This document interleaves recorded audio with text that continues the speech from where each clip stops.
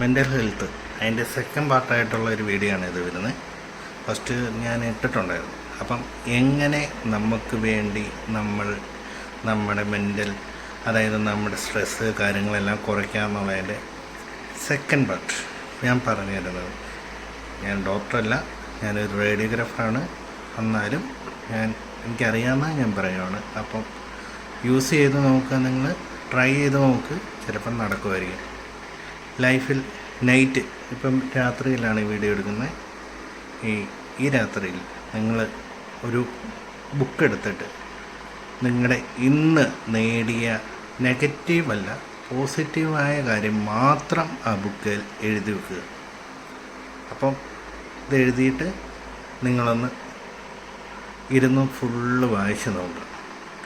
ലൈഫിൽ എത്രത്തോളം ഒരു ദിവസം എന്തൊക്കെ പോസിറ്റീവ് കാര്യങ്ങൾ നമ്മളെ ഫേസ് ചെയ്യുന്നുണ്ടെന്നും നമ്മളതിൽ കൂടെ കടന്നു പോയിട്ടുണ്ടെന്നും നമുക്ക് ഈ ബുക്ക് നോക്കിക്കഴിഞ്ഞാൽ മനസ്സിലാവും.